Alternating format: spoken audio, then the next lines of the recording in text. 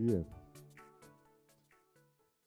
Talvez você não saiba disso, mas milhões de adolescentes abandonam sua fé em Cristo Jesus quando saem da adolescência. Essa é a experiência da minha vida. Eu vi isso acontecer e eu vejo isso acontecendo há muitos anos. Eu já fiz aniversários o suficientes para saber que a palavra muitos anos já não é mais uma hipérbole para mim. Quando eu era adolescente, do meu grupo de adolescentes, uma grande parte abandonou o Senhor. Quando eu comecei a ministrar como jovem ainda, seminarista, em igrejas, vários dos adolescentes que eu ensinei abandonaram o Senhor. Quando eu comecei a servir como pastor e, eventualmente, como pastor de ministério de adolescentes, eu vi adolescentes abandonando o Senhor. E é interessante que essa é uma informação muito curiosa, porque se você observar, especialmente nas igrejas um pouco maiores, você vai descobrir duas realidades que são difíceis de alinhar. A primeira é que os adolescentes eles são religiosamente ativos. Você vai observar, eles têm eventos, eles têm festas, eles têm encontros, eles têm um monte de coisas. Mas quando você olha para a igreja, você percebe que os jovens, perto dos seus 20 anos, eles são os menos ativos na comunidade. Alguma coisa acontece na transição entre a adolescência e a juventude. A vida do jovem adulto ela é muito mais marcada por um ceticismo sobre a função da igreja, o lugar dele na igreja, de modo que esse é o período em que a maior parte dos cristãos abandonam sua fé. Eu vi isso. Nós já vimos isso em muitos lugares. E parece que entre esses dois elementos existe algo chamado universidade. Entre o período em que o adolescente é profundamente engajado e o período em que o jovem adulto deixa de se importar ou de participar da comunidade, parece que o evento universidade, faculdade, é o que marca o divisor. A impressão que eu tenho é que esse é o momento em que esses adolescentes, que talvez não tenham tido boa instrução em casa, que talvez não tenham tido bom discipulado na igreja, seja qual for a razão, quando eles encontram a universidade com uma postura completamente antirreligiosa e particularmente anticristã, esses jovens adultos não estão conseguindo manter a sua fé em Cristo Jesus. E eles estão abandonando o que acontece ali. E essa sensação que é parte daquilo que nós meio que sabemos por contexto e por experiência, apareceu em junho numa pesquisa realizada pela Gallup Research nos Estados Unidos. Os dados não são do Brasil, mas eu não imagino que eles sejam muito diferentes. Os dados apresentados, eles dizem que esse é o momento que nos Estados Unidos, um país que se disse majoritariamente cristão por toda a sua história, que se defendeu um país cristão quase como que sempre, eles estão vivendo um momento de menor incidência na crença sobre Deus. Nós não estamos falando sobre cristianismo propriamente dito. Nós estamos falando de um grupo particularmente crescente na sociedade chamado de não religiosos ou ateus. Esse é o grupo que mais cresce na demografia norte-americana. E por causa do crescimento deles, a afirmação de crença em Deus diminuiu e encontrou seu ponto mais baixo nos últimos anos, tendo um declínio maior de 10% nos últimos 10 anos. Ou seja, na história recente dos Estados Unidos, eles estão dizendo que os números apontam para uma realidade de declínio na fé. Curiosamente, nessa pesquisa, o ponto mais importante de diminuição, que apontou uma grande diminuição entre os anos de 2017 e 2022, foram aqueles que estão entre os 18 e 29 anos. Jovens adultos são representantes, são os que tiveram o maior crescimento no abandono da fé cristã, ou da ideia de que existe um Deus. Aquilo que nós sabíamos meio que por perceber o que acontece, tem sido documentado em diferentes pesquisas. Em uma outra pesquisa da Pew Research, tentando identificar qual é o perfil demográfico desses que se dizem sem Deus, 63% deles são os que nós chamaríamos de jovens adultos, aqueles entre 18 e 20 anos. Eles representam 63% da comunidade de jovens que se identificam como ateus ou não religiosos. O mesmo dado sobre adolescentes é praticamente o inverso. Esses são dados que não pertencem à nossa nação, esses não são dados que pertencem à nossa sociedade, mas me parece que isso não é muito diferente do que nós assistimos aqui. Milhares de adolescentes vão abandonar a fé quando entrarem na juventude. E tentando mapear isso, em 2016, David Kinnan fez uma pesquisa abrangente entre igrejas nos Estados Unidos. Uma pesquisa que foi publicada ano passado em português sob o nome de Geração Perdida. E ele descreve as principais razões pelas quais os adolescentes, entrando na juventude, eles estão abandonando a igreja. E eu gostaria de pontuar 6 desses pontos que eles fazem. O primeiro deles diz respeito a uma estrutura que é super protetora deles. Esperam engajamento, eles procuram engajamento cultural, mas a igreja não consegue dialogar com a realidade onde eles estão e eles querem super proteger os adolescentes. Eles querem criar estruturas para que o adolescente não saia, para que o adolescente não visite, para que o adolescente não vá. E ao invés de trabalhar com uma postura de discipulado, uma postura de ensino, eles trabalham com uma prevenção. Eles vão fazer festas no dia da festa, eles vão fazer encontros no dia do encontro, eles vão fazer eventos no dia do evento, para que o adolescente, ao invés de ir a um evento da escola, ele vá a um evento da igreja, ele fique, então, reservado e protegido ali dentro. Eles criam ambientes dentro da igreja para que o adolescente, saindo da escola, fique dentro da comunidade. Igrejas que criam centros de uso de informática, videogame, esportes, para que, ao invés de deixar essa criança ter contato, esse adolescente ter contato com o mundo, protegê-los dentro de uma bolha chamada igreja. E ele ilustra esse quesito com o que ele chama de pais helicóptero, que é aquele pai que anda em volta do filho, o filho que não pode sofrer, não pode passar por nenhuma dificuldade, não importa qual é a idade desse adolescente. Essa pessoa tem que ser protegida e super protegida. E em função do medo que a igreja tem que o adolescente entre em contato com aquilo que ele chama de mundo, eles super protegem. E o que acontece é que quando eles entram na faculdade, eles super abandonam a igreja.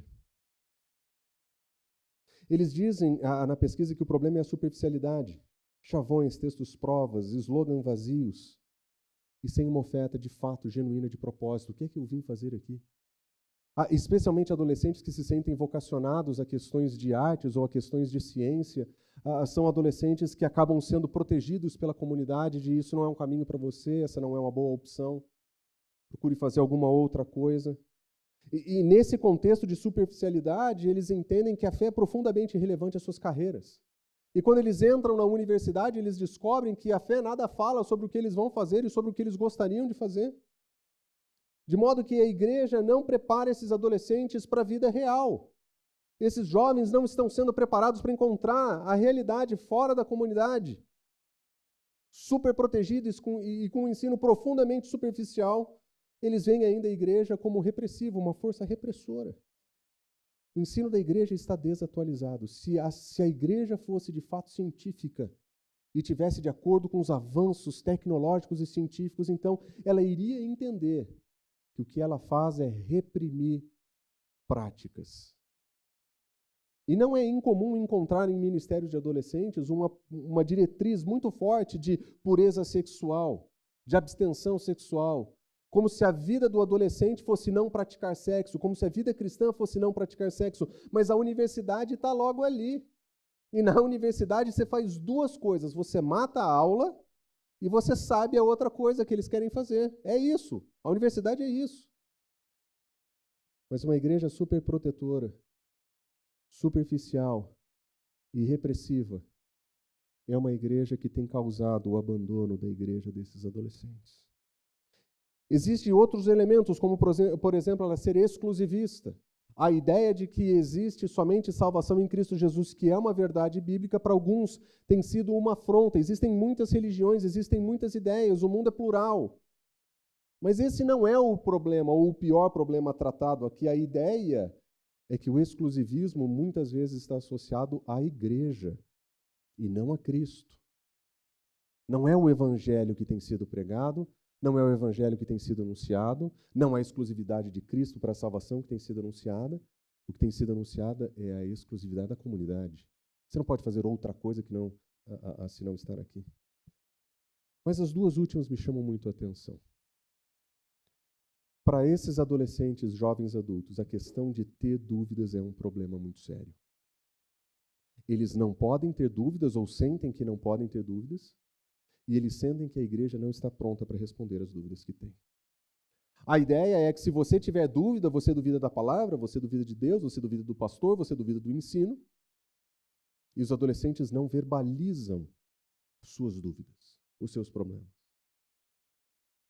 Eles sentem que perguntas que são intelectualmente desafiadoras para eles em um mundo profundamente científico, orientado por tecnologia, eles sentem que, em função de todas as coisas, eles não têm a abertura para dizer, eu tenho dificuldade de acreditar nisso aqui. Talvez esse não seja o caso de algumas das nossas crianças aqui. Há umas 3 semanas atrás, uma das nossas professoras, muito bem capacitadas, ela fez na frente das crianças a transformação de Jesus Cristo da água em vinho. Na verdade era tangue, mas a gente falou que era vinho. E a cena é fantástica, você vê a água caindo e o copo ficando com cor de suco de uva e as crianças assistindo aquilo, e ela vira para os aluninhos e pergunta assim, vocês acreditam que Jesus transformou água em vinho? E o Chechel, sem hesitar, não!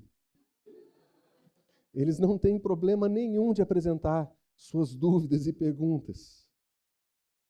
Mas em muitos lugares, a questão de dúvida é um problema muito sério. Você não pode ter dúvidas. Uma fé verdadeira é uma fé que não tem dúvida. É uma fé que não duvida. Mas o 6º ponto me chama a atenção. Eles entendem que a razão, uma importante razão, é o antagonismo que a igreja tem criado contra a ciência.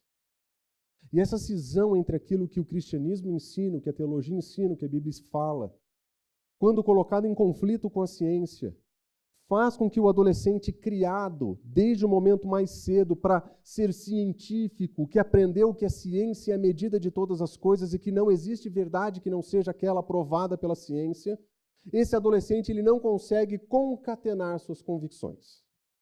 Ele não consegue entender como relacionar as coisas. E o viés anticientífico da igreja, anti-intelectualista, ao invés de dialogar com as dúvidas que esse jovem, esse adolescente tem, eles preferem estabelecer uma regra clara, está escrito, é assim e pronto e acabou.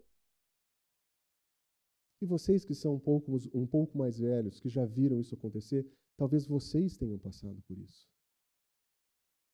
E me chama a atenção que uma das razões do abandono do Senhor e da igreja estejam relacionados a perguntas que não podem fazer e um viés que é profundamente anti-científico.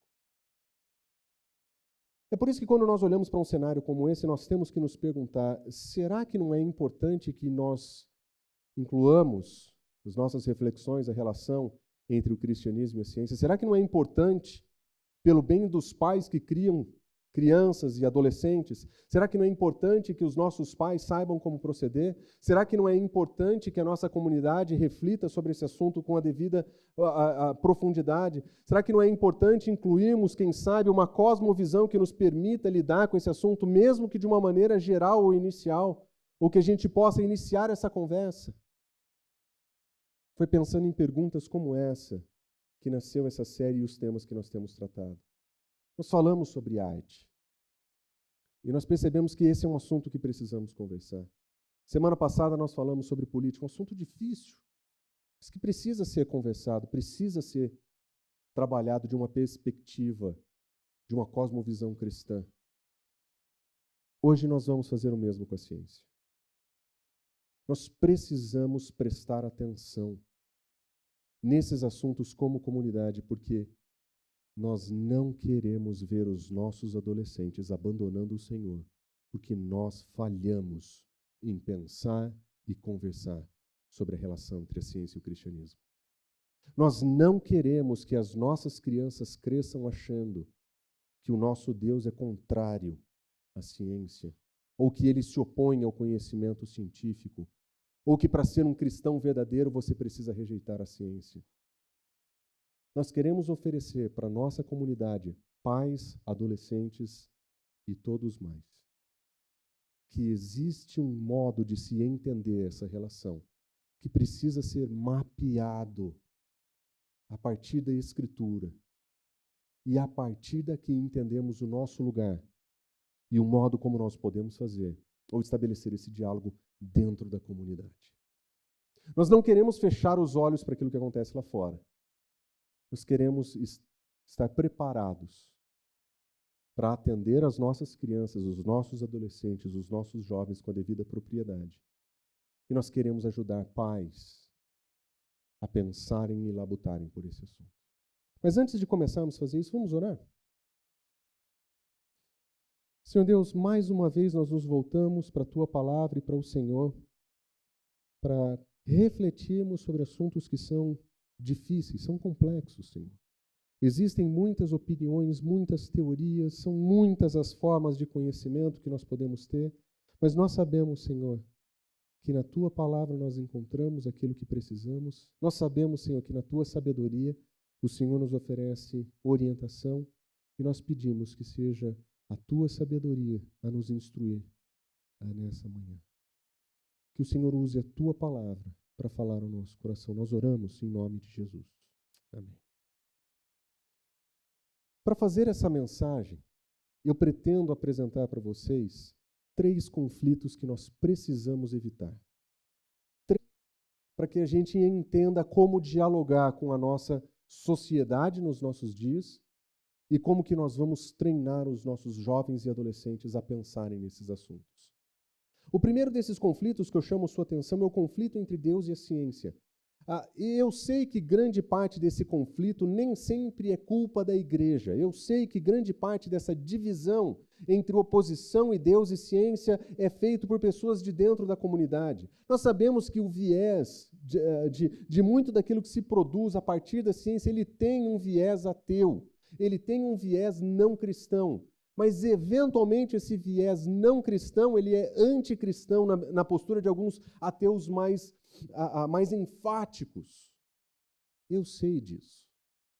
O meu ponto é que do lado de dentro da comunidade da fé e daquela parte que importa para nós, nós vemos o mesmo acontecendo.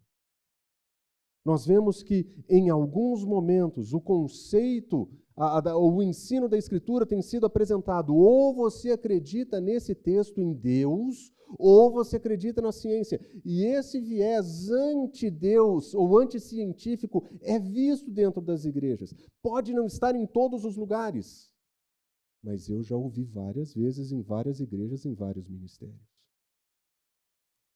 Esse conflito nós não queremos criar, esse é o ponto. No que cabe a nós não queremos fortalecer ou favorecer esse tipo de conflito, porque nós não encontramos esse conflito nas Escrituras. Permita-me desenvolver isso com vocês usando o Salmo 19 como exemplo. O salmista, quando ele olha para a natureza, ele encontra na natureza céu, o firmamento. Ele fala sobre o dia, ele fala sobre a noite, ele fala sobre a terra, ele fala sobre o mundo, ele fala sobre a natureza criada. E quando ele fala sobre a natureza criada, os teólogos dizem que o que, na verdade, o salmista está fazendo é demonstrar que existe um Deus que se revela por trás da natureza. Existe um Deus que se manifesta pela natureza. Esse Deus que é criador de todas as coisas, ele se dá a conhecer através da natureza. Observe os verbos, que bonito.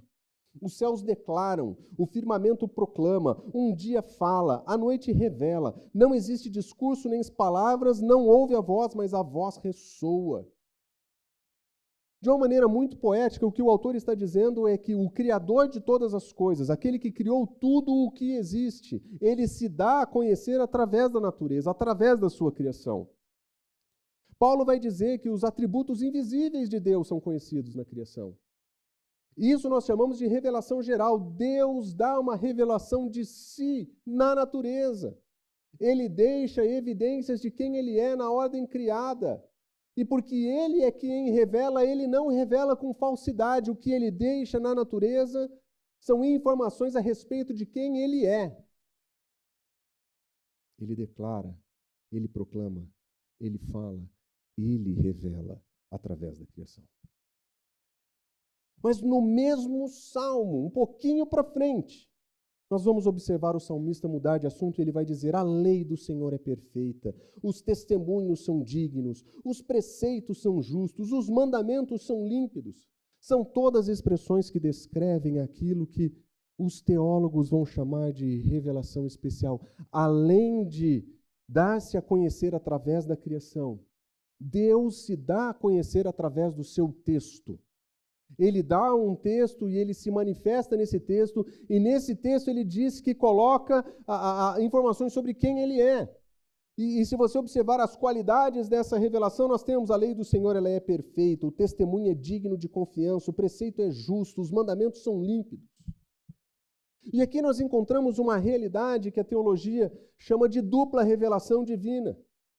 Ele se revela na criação, ele se revela na Escritura, ele se revela de modo geral na natureza, ele se revela de modo específico no texto. E quando nós olhamos para isso, nós temos que lembrar que por trás da natureza e por trás da Escritura existe um mesmo Deus, que é a fonte de todo o conhecimento. Da nossa perspectiva cristã, Deus é a fonte de todo o conhecimento. E que o conhecimento dele expresso na natureza revela quem ele é. E o conhecimento dele apresentado na Escritura revela quem ele é. E Deus não se contradiz.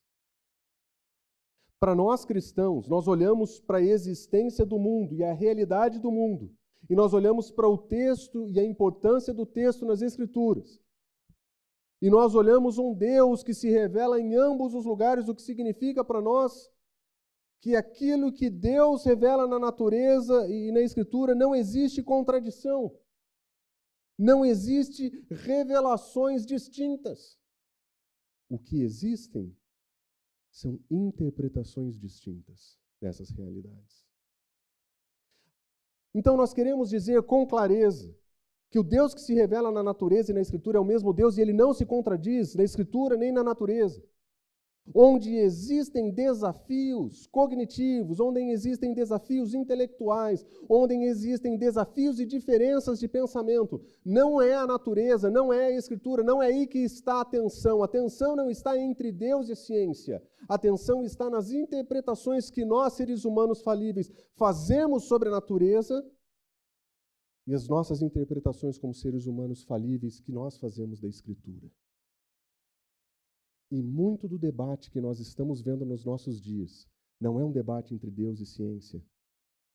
É um debate entre opiniões científicas e opiniões teológicas.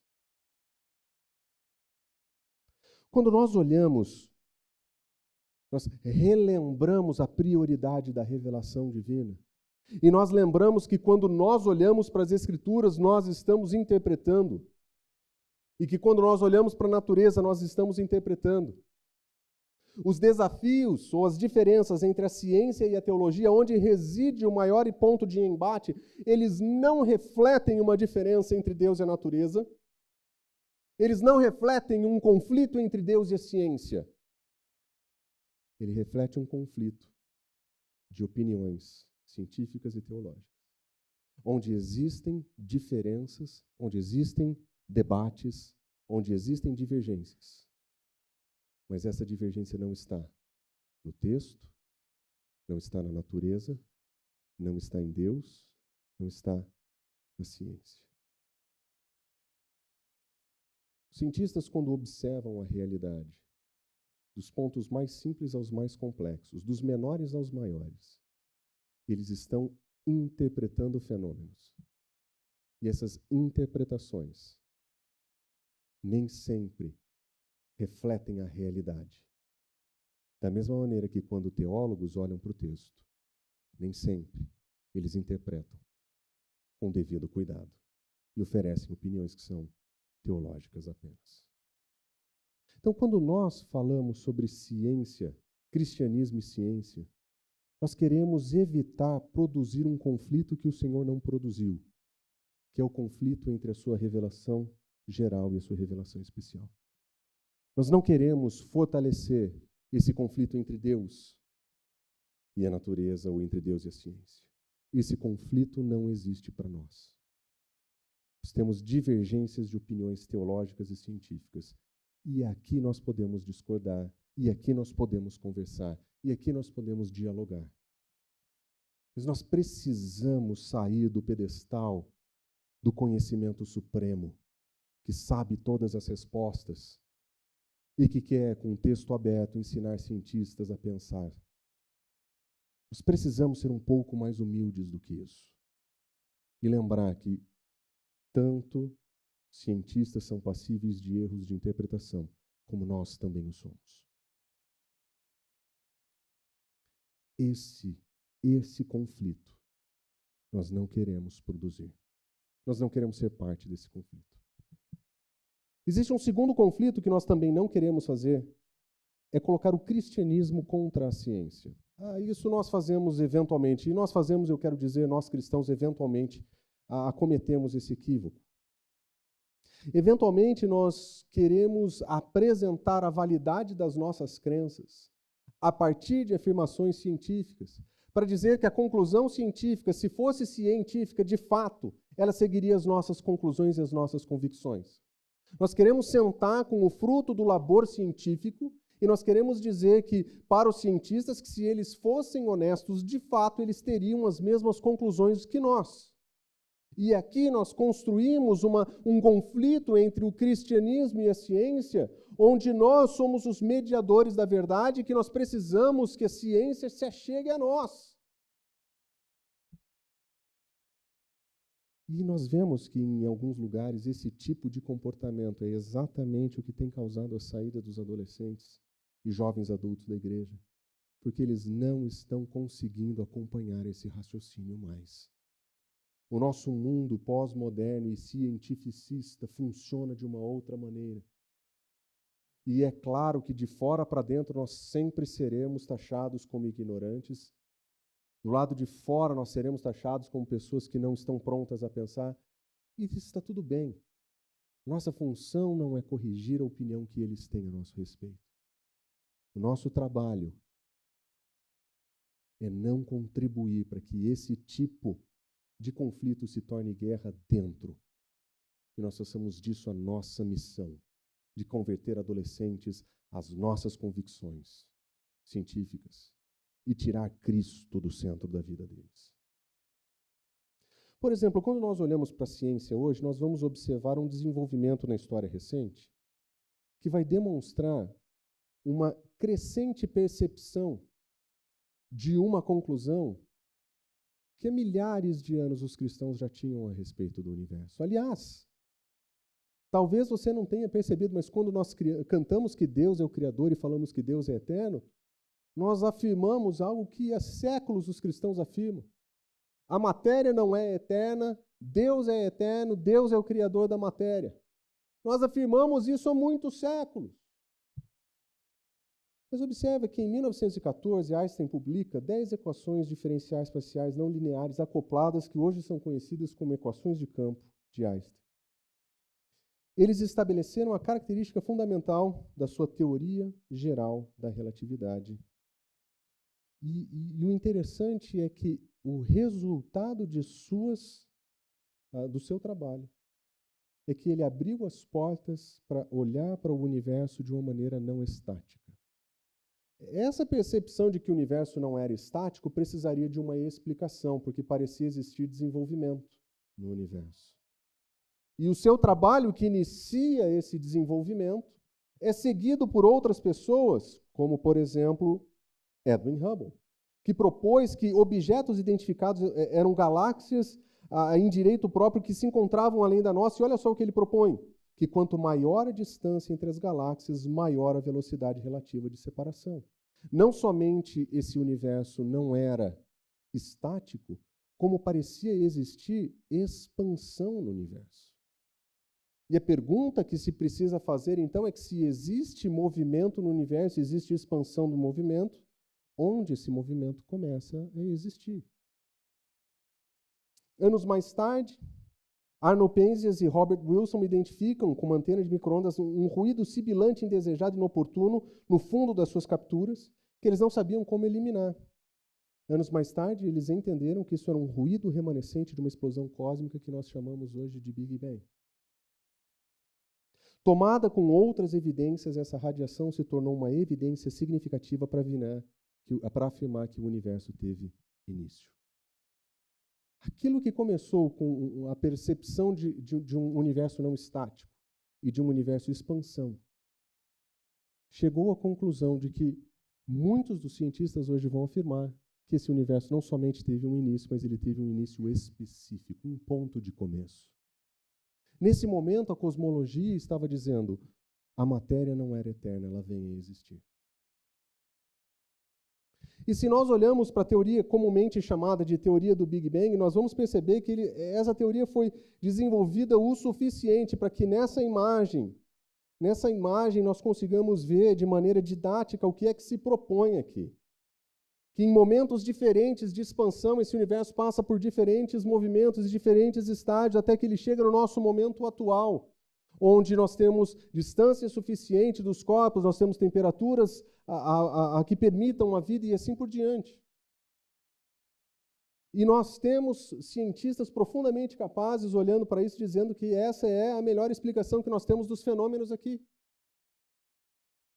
E nós cristãos olhamos para isso e nós dizemos: não foi isso que aconteceu. Não é isso. Nós criamos uma ruptura aqui. E mesmo que nós tenhamos diferenças de opiniões sobre isso aqui, nós precisamos considerar esse quesito. Existe confluência entre as nossas convicções bíblicas e teológicas sobre o início do universo, que nós vemos nessa teoria, que é compatível com aquilo que a nossa fé cristã fala sobre aquilo que a ciência tem falado. Eu não estou dizendo que o cristão tem que ser adepto do Big Bang, não estou dizendo isso. Eu estou dizendo que quando a cosmologia contemporânea diz que o universo tem um início, nós dizemos: E ao invés de criar um conflito, nós podemos encontrar pontos de acordo para uma conversa. Para você ter uma ideia de quão curiosa essa conversa, você vai encontrar vários proponentes dessa teoria, que em algum momento tiveram que parar e falar: alguém, alguma coisa, começou isso aqui. Alguns dizem uma mente, alguns dizem uma inteligência, alguns dizem uma força, mas a evidência aponta para uma pergunta que nós não sabemos responder cientificamente ainda. A ciência não encontrou essa resposta ainda. Mas observa que outra curiosidade interessante nós temos nas proposições da cosmologia. Existem, por exemplo, constantes no universo. Lidando com o problema da planicidade, Stephen Hawking, ele descobre que para que a vida fosse possível nesse processo de expansão, o parâmetro cosmológico ômega, que é a razão da média de densidade do universo em relação à densidade crítica, tem que ser quase precisamente igual a 1. E ele afirma que isso é uma precisão muito específica. Se você procurar por modelos cosmológicos que diminuem o valor de 1 ou aumentam o valor de 1 aqui, você encontra universos que entram em colapso e não vêm à existência. Mas pelo menos nas projeções matemáticas. Existe uma certa linearidade nos eventos que exige constantes, que sejam constantes para que esse processo de expansão do universo permitisse a vida humana. E considerando esse dilema, por exemplo, Brandon Carter propôs em 74 o princípio antrópico, que não somente existem essas constantes, mas para que a vida fosse possível, ela precisaria acontecer em diversos lugares. São diversos os parâmetros que precisam ser estabelecidos de uma precisão muito específica para que a vida seja possível. Anos mais tarde, John Barrow Tipler, em 86, publicam o livro Princípio Cosmológico Antropológico.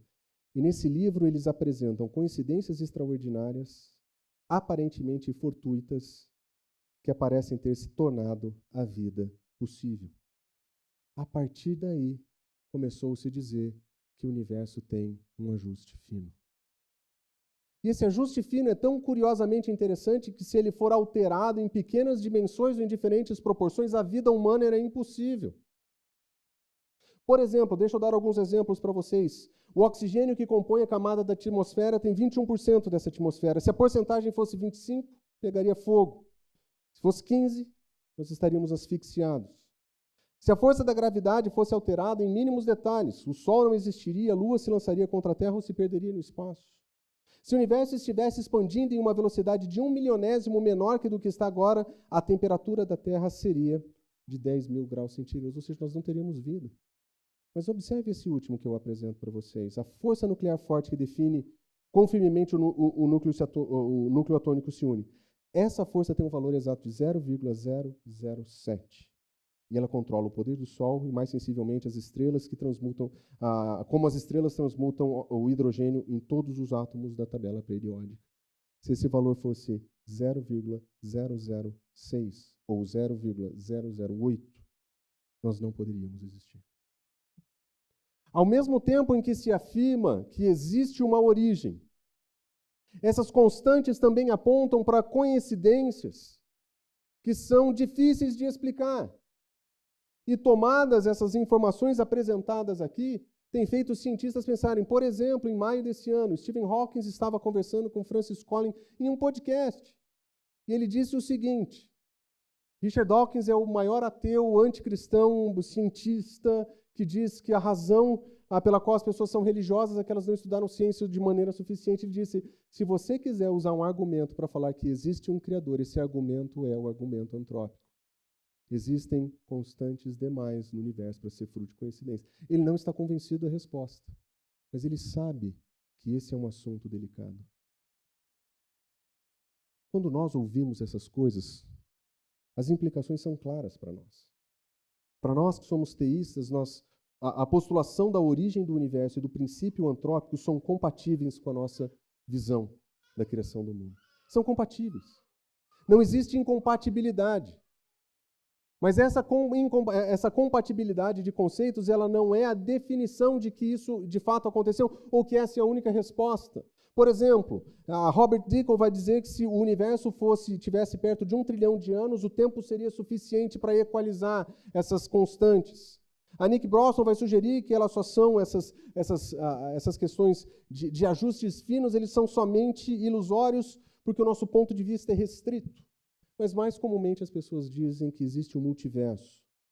Esse multiverso nada mais é do que a postulação de existência de outros universos como os nossos e de que o nosso é somente um desses múltiplos universos que acertaram as constantes. Nós somos somente frutos do acaso. Nós somos o universo que deu certo em um multiverso. Existem respostas para essas perspectivas, mas o que eu quero mostrar para vocês é que quando nós olhamos para esses dados, o que nós estamos contrastando não é o cristianismo e a ciência, é a interpretação da evidência. Enquanto existem diferentes interpretações desses fenômenos, dos quais nós cristãos estamos relativamente confortáveis em dizer existe origem e existe providência para controle, nós estamos profundamente confortáveis aqui. Sabemos que existem outras opiniões. A diferença não é a análise do dado, em particular os apresentados. A diferença é o que nós fazemos com esses dados. O que significa que quando nós lemos as Escrituras e estudamos teologia, nós já temos uma estrutura que é compatível para o diálogo com essas conclusões. Não que essas conclusões demandem ou provem as nossas convicções, mas porque nós olhamos para as Escrituras e nós encontramos que existem pontos de contato. E nós precisamos aprender a conversar sobre os pontos de contato. Se nós olharmos para tudo o que foi dito ou anunciado aqui e considerarmos que esse é o nosso ponto de conflito, nós vamos produzir um ambiente desnecessário de oposição entre o cristianismo e a ciência, que nós não concordamos em nenhuma outra área do conhecimento. Nós não duvidamos do mesmo modo da matemática, nós não duvidamos da química, nós não duvidamos da física, nós não duvidamos da medicina, nós não duvidamos dos desenvolvimentos tecnológicos. Nós temos preocupações com todos esses assuntos. Mas nós não temos problema com a ciência, nós temos problema com algumas partes dessa ciência que tocam em pontos em que as nossas interpretações diferem dessas interpretações. E nesses pontos nós precisamos aprender a conversar e não conflitar.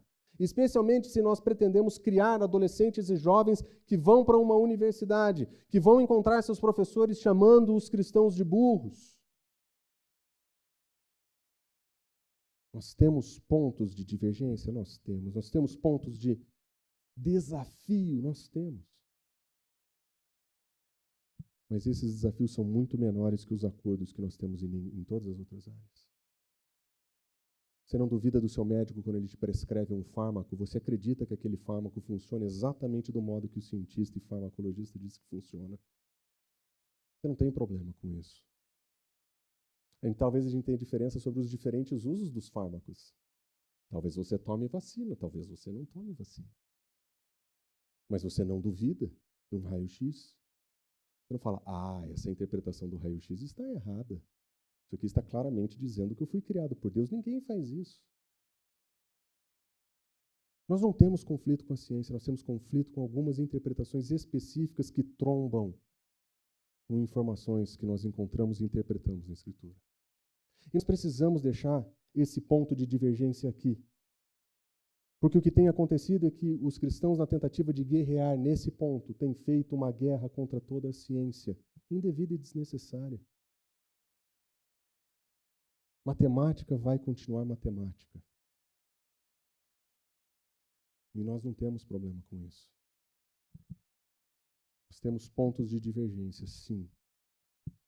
Mas não existe conflito entre cristianismo e ciência. Existe conflito entre o nosso entendimento do universo, a nossa interpretação do universo e a interpretação que eles têm. E nós precisamos aprender a conversar sobre isso dentro de casa, dentro da igreja. Um outro ponto que nós precisamos pensar e tratar com bastante atenção é a questão do conflito entre a Bíblia e a ciência. Nós gostamos do texto e nós entendemos que o texto é a revelação especial de Deus. Mas como nós estabelecemos no nosso primeiro ponto, Deus é aquele que se revela no texto e na natureza, e que as nossas divergências estão na interpretação. E eu mostrei para vocês, pelo menos de maneira ilustrativa, que existem pontos científicos em que a nossa interpretação da evidência nos leva a conclusões diferentes. Mas isso também acontece quando nós lemos a nossa Escritura, quando nós lemos o nosso texto. Nós também temos diferença de opinião sobre como o texto funciona, onde ele é usado. Nós sabemos disso. Nós não temos dúvidas, por exemplo, que no princípio criou Deus os céus e a terra. Nós não temos dúvida da afirmação da criação, nós não temos essa dificuldade. Para nós isso está claro, está estabelecido. A Hebreus usa de uma maneira muito bonita essa expressão, ele diz, toda casa é construída por alguém, mas o edificador de tudo é Deus. Ou seja, se esse universo é uma obra de construção, Deus é o construtor. A ideia de que se esse universo existe, exige a presença de alguém que seja maior, mais inteligente, soberano e superior à criação, está na Escritura e nós não duvidamos disso. Esse não é o nosso ponto. A questão é relacionada, em Isaías nós ainda temos aquele texto, você não sabe, nunca ouviu falar? O Senhor é o Deus eterno, o Criador de toda a terra, e não se cansa, nem fica exausto, sua sabedoria é insondável.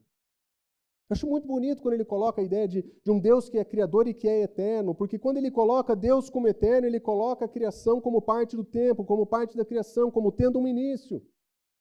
Deus é a representação desse início. Por toda a Escritura nós lemos isso e nós não temos dúvida de que Deus é o início de todas as coisas, de que Ele é quem inicia os movimentos, de que Ele é o responsável pela criação. A Escritura deixa isso muito claro. A questão é como Ele fez isso. Por exemplo, se você olhar para o relato da criação, você vai encontrar o criacionismo científico. Eles vão dizer que o mundo foi criado em 6 dias literais e que todo o universo é de aproximadamente 10 mil anos de idade. Os criacionistas estão convencidos que a condição da Terra, de que dá a aparência de ser muito velha, reflete a catastrófica destruição causada pelo dilúvio de Noé. Nessa interpretação da criação, nós encontramos bastante conflito com o relato que nós acabamos de apresentar.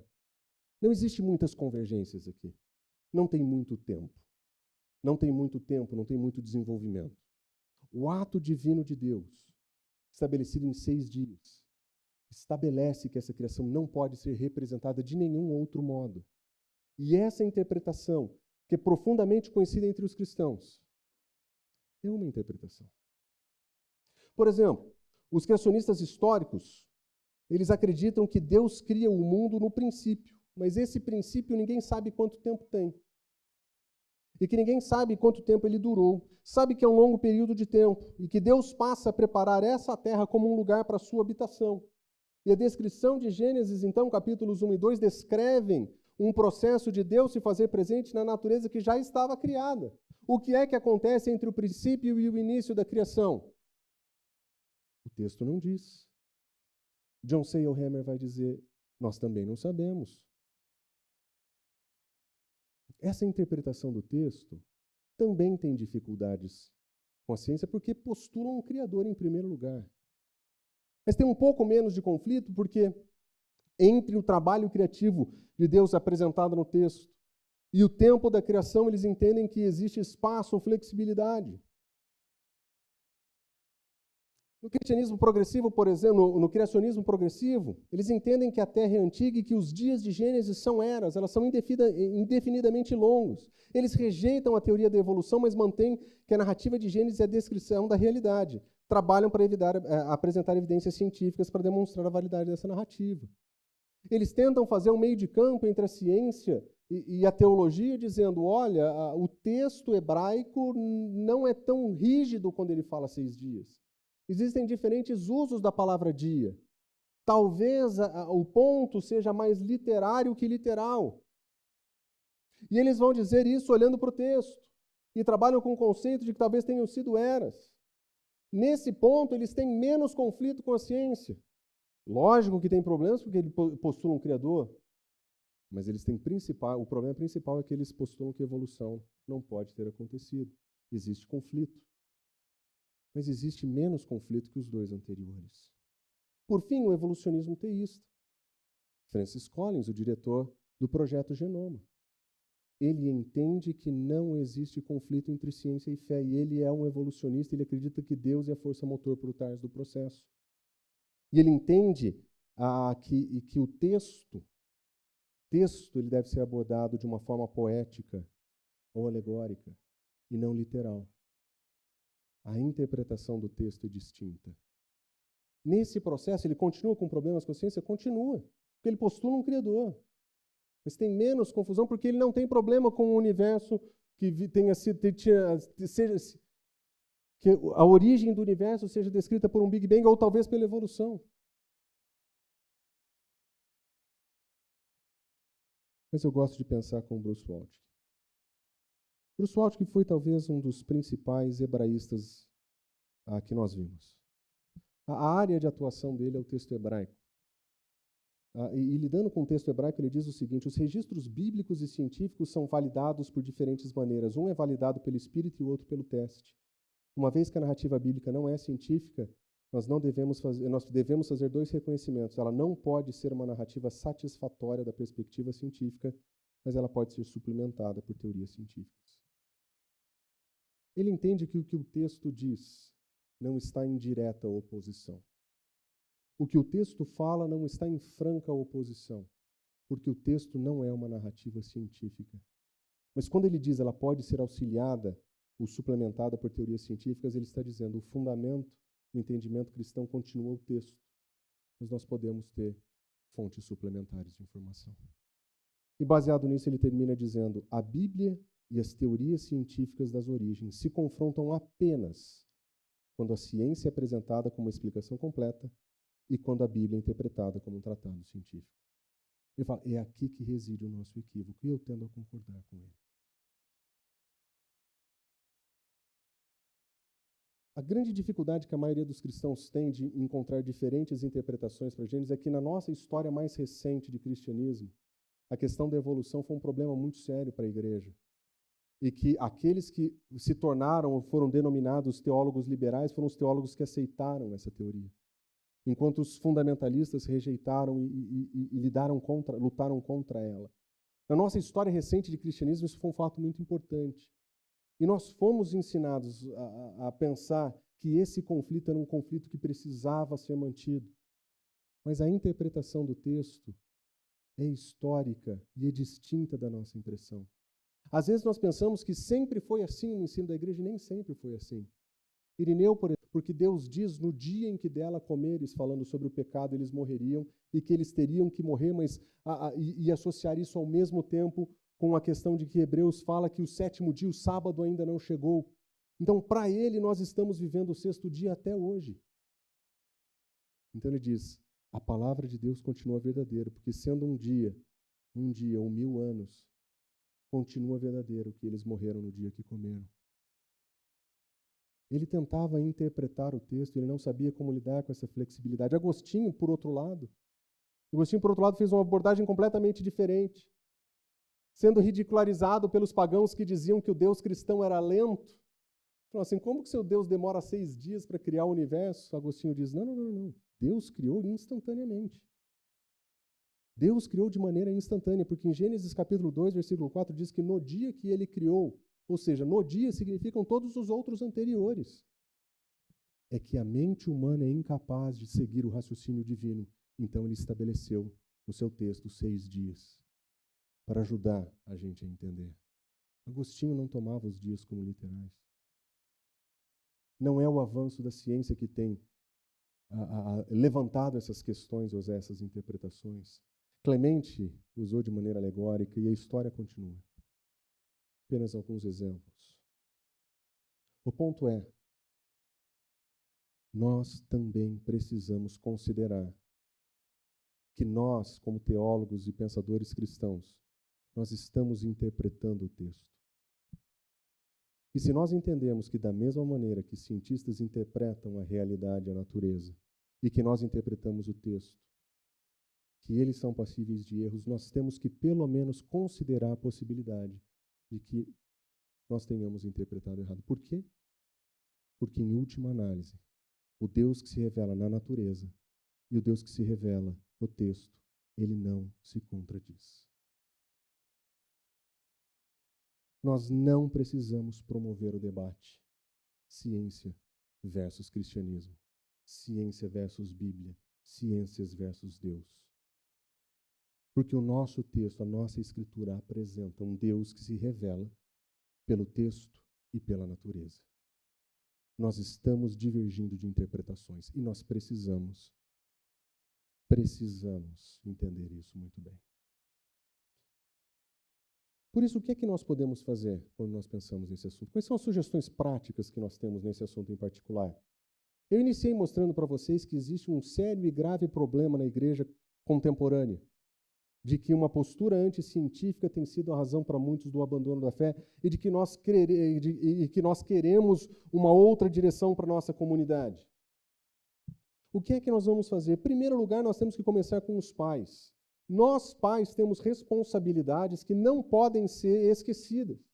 Nós, como pais, nós temos que fazer o seguinte, nós temos que ter as palavras que foram ordenadas de ter somente um Deus, elas precisam estar no nosso coração. Nós precisamos estar nutridos por essa palavra, nós precisamos estar cheios dessa palavra, nós precisamos estudar esse texto, é nós que precisamos fazer isso, porque é a nossa responsabilidade de ensinar com persistência os nossos filhos. A luta pela mente e o coração do teu filho já foi dada. Você colocou o seu filho na escola, você levou o seu filho para brincar com um amiguinho, o coração e a mente do seu filho já está sendo negociada. E se nós, pais, errarmos na persistência de ensinar os nossos filhos sobre o que a Escritura ensina, nós vamos falhar com os nossos filhos e nós vamos vê-los sair da igreja e abandonar a fé. Nós precisamos manter esse trabalho dentro de casa. E nesse assunto relacionado à ciência e fé, o que é que nós precisamos fazer? Deixa eu dizer a primeira coisa para vocês. Pais, a primeira coisa que você tem que fazer é priorizar a sua presença. A expectativa não é que você seja um cientista, a expectativa é que você seja um pai. Os maiores defeitos que nós vimos naquelas histórias e naquelas estatísticas são famílias quebradas com pais ausentes. Filhos que não podem perguntar para os seus pais, a fazer as perguntas básicas da fé. Se você quer ajudar o seu filho, seja presente, cheio das Escrituras, cheio de Deus, esteja presente antes de qualquer coisa. Em segundo lugar, evite a hipocrisia. Os nossos filhos são bons e rápidos em perceber isso aqui. Aquilo que nós falamos e aquilo que nós fazemos tem que estar em consistência. Eles são rápidos em perceber os nossos erros. E é bom que eles vejam isso, porque a gente tem chance de perceber até coisas que a gente não via. Mas antes de tentar corrigir ou instruir, seja um modelo nas suas convicções, seja um modelo no seu procedimento, seja um modelo no seu modo de pensar. Mas entenda o seguinte, essa geração precisa de diálogo. Essa geração, diferente das gerações anteriores, em que você dizia isso é assim e ponto final, especialmente em assuntos controvertidos, onde nós poderíamos dizer, fique quieto e faça a sua lição de casa, ou vai ler a Bíblia porque está escrito lá. Essa geração precisa de diálogo. Muito mais diálogo que palestra, especialmente nesse assunto sobre ciência e fé. Nós vamos precisar dialogar com os nossos filhos. A educação dos nossos filhos não é só a nossa instrução objetiva de obediência e submissão. Nós vamos precisar treinar os nossos filhos para um mundo que é pós-moderno, anticristão e supercientificista. Eles acreditam nesse mundo que somente a ciência é mediadora da verdade. E se nós não aprendemos a conversar sobre isso em casa, nós vamos perder a oportunidade de discipular os nossos filhos, onde na adolescência e juventude esse assunto pode tomar o seu coração e eles abandonem o Senhor. E para promover esse diálogo, esteja bem informado, pai. Você não precisa ser cientista. Eu sei que alguns de vocês são. Sei que alguns de vocês têm diplomas avançados de medicina, farmacologia, ciência. Tem gente aqui. Mas nós, pais comuns, nós só precisamos estar bem informados e aprender a dialogar sobre esses assuntos. Nós não precisamos ter medo quando a dúvida vem, mas nós precisamos ajudar os nossos filhos a andar em fé quando eles têm dúvida. Nós precisamos criar esse ambiente para que eles verbalizem suas dúvidas para nós, para que em casa a gente possa lidar com esses assuntos de uma maneira não conflituosa. Nós não queremos o conflito. Nós vamos encontrar os pontos de acordo, que essa geração conversa muito melhor assim. Para os ministérios dessa comunidade, nós diríamos priorizem as Escrituras. Ensinar crianças, adolescentes, jovens, priorize ensinar as Escrituras.